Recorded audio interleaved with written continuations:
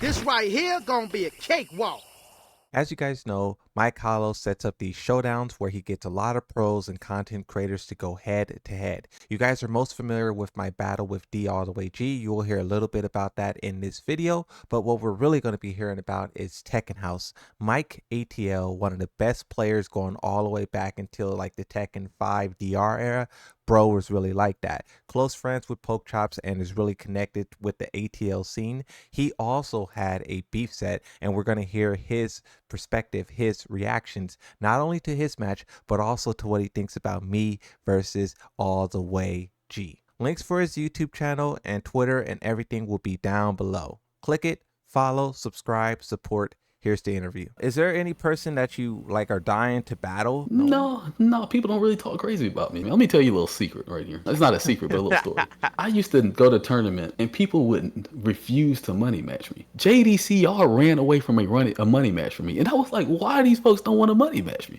They talking about something, I don't like how you play. What kind of junk is that? Like, oh, you play too boring and stiff. And I was like, well, just beat me. I ain't that great. The only people that want to money match me is like the best of the best, the people winning the tournament. Yeah. So when it comes to like having beef with folks, like I'll rather teach you some junk. Really, I might not even take your money. I might just teach you something if I know something. If anything, I want to play people who are just skilled players that I think we could just have some good fun matches. So no, I don't have nobody out call out. You think you beating? I'm open to play anybody, really. You think you beating Joe Budden? I'll play him. Like, I guess maybe I could. I'm never scared to play nobody. We got to go back to your first match when you fought against Red. What happened there? I was like, oh, if he picks Steve, I'm definitely going to win. If he picks Raven, he probably got a chance at winning. I also been playing Raven a little bit, and I'm teaching two guys. Both of them play Raven, so I had a little bit more knowledge about that matchup as well. You know, based off of some of the stuff he be talking about. Like, I know he's a good lay player. I don't know how good he is at Tekken otherwise, because ever since I known him, he always played lay, which kind of transitions into this match. I realized that there are some people that are good with their characters, and then there are people who are good at the game. And I know he's very good at his character. I don't know how good he is at the game. You know, what would you describe me as? Good as Yoshi or good at Tekken? Well, I've only ever seen you really play Yoshi. I've seen you play Kazuya, but it was like your early stages, and I may have only seen it once or twice.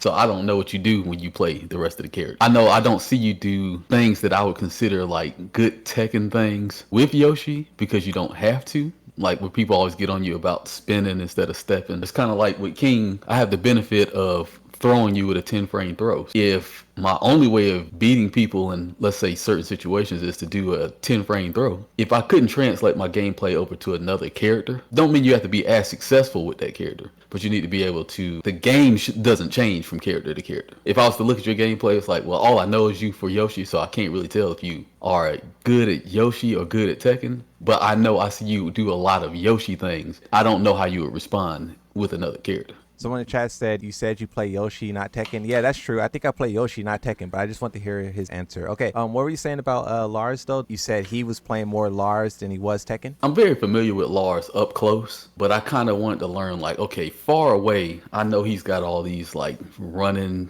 one into mix-ups, and I know you can option select a lot of that stuff. I was trying to figure out, like, what are my movement options, like if we're both across the screen. I think somewhere in one of those fights you might get to see where I like crouch dashed in, sidestep, ducked, and got to his back, and he tried to do forward 1. There was just some stuff I was practicing. I was trying to make it work. It was getting me killed because I was not doing what I always preach to everybody to do, like make them earn their big Tekken. You know, I really had no idea who he was. I just didn't know if he was going to be good or not. He wasn't showing signs of noobing out too much. So anytime I play a Lars player who's not noobing out, I don't have as many times to really have explosive damage because they're not doing stupid stuff. So I was pretty much kind of learning that in the first half of the games. But then when it really started cranking up is when I started doing what I tell everybody to do. Just make your opponent not be able to do stuff. And that was kind of primarily what I really wanted to show folks, because I know what kind of character Lars is, and I wanted to kind of show people like, hey, you can actually contain all this craziness, and he can really only do the crazy stuff when he earns it. What I was noticing is you went multiple rounds without using heat. We're watching my restream right now, and like if I was to unmute it, I'm probably yelling like, use your heat. If you can hear me,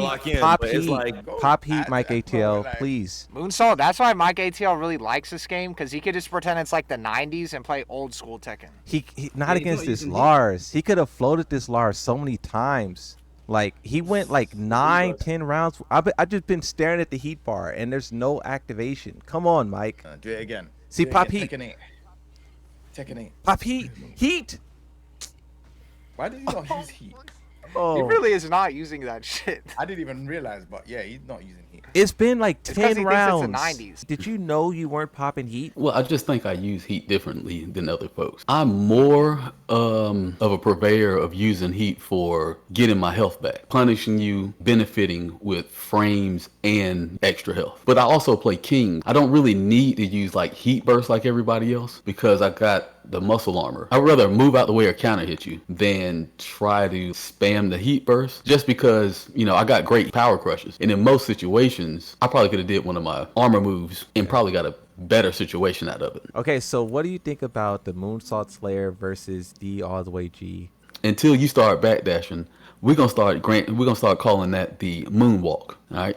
So when you start scooting across the ground, we're gonna start calling that the moonwalk. It was funny because some of the stuff I was seeing being done, that was like, man, if they both kind of knew this about each other, characters or about this matchup, I don't know how this match would go. This match would have been over a long time ago. That was kind of funny. It was very funny to hear him say you was just walking away and he playing with Eddie, who literally could just run up and do forward 3 or run up and do up forward 4 if you just want to walk backwards and make your life very bad. What I did like, it didn't seem like y'all were playing scary as much as it just seemed like y'all were trying to draw each other out. Like even with D all the way, I could tell like he was kind of like stuttering his gameplay, looking for those openings for you to do the flash. He might not have always punished them the best, but he did always manage to like try to get something out there to make you know like, hey, listen, I see you trying to do this to discourage you for some of the stuff y'all was doing that was just like, oh man, like he's doing back 3-3 and you wasn't launching that junk most of the time. But the thing that I struggle with, and this is with a lot of characters, is like I know these things are punishable, but having that swift reaction time is difficult. You know? Yeah, and you got to get used to seeing it a lot. That's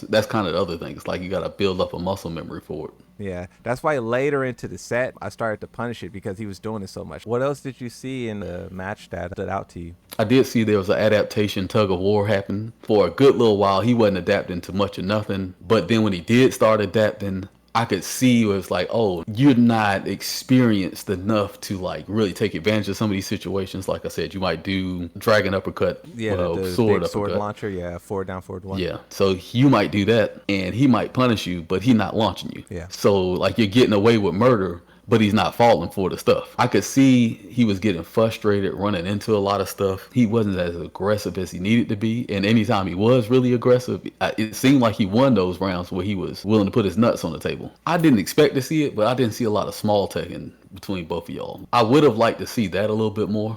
Just because I think it would show you like who's really more adept at the game and who's able to like really shape the game want to have happen. He was kind of falling into your hands, but if he was falling into your hands because you were just walking backwards, that's just because he didn't understand how to stop it. You're being passive and he's not being aggressive. I don't know if I would call it like a flow chart, but maybe that's how he plays the game. Like I said, I don't really know how he plays the game. So maybe he is like a flow charter where it's like, I got these particular spur of options. If this thing hits, this is what I'm going with. But if it don't hit, I don't know what I'm gonna go with. So I don't want to try to poke around. I might get killed. I was basically doing like crouching mix-ups the whole time, and he just kept getting hit by it. What you're saying is kind of like what I was doing in that last portion of my matches, right? Like sometimes you can have all this advanced stuff going on and you'll lose because you're trying to be advanced. When you don't need to be advanced, you could just do what's working, right? Whether that's a big mix-up that they just keep letting you try on them, or if that's small Tekken poking and movement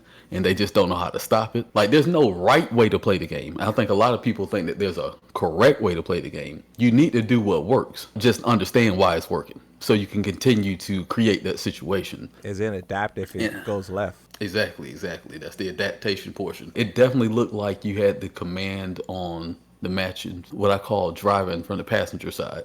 You was making him turn each and every way you wanted him to turn, it seemed.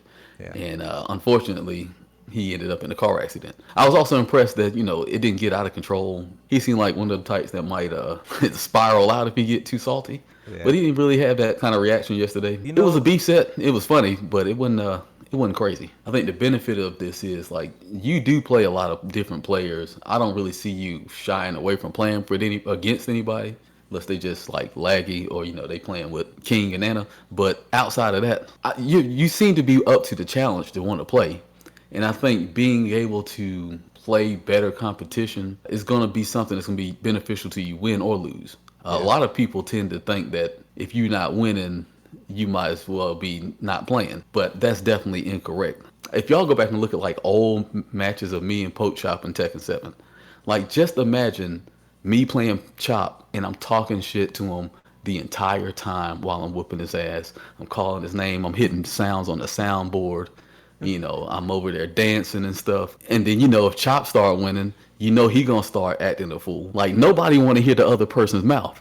So I got to beat you. Like at all costs, I got to put these hands on you. Imagine a community of people like that invigorates us to kind of up our game simply because we just want to be the person talking trash, right? The same way you probably felt when you played D yesterday, right? Yeah. Like you was talking your mess to the chat, but it's way more fulfilling to talk mess to the person that you playing and knowing that they hate that you beat them. Yeah. So I think it's a good idea for you to keep going forward and moving with that.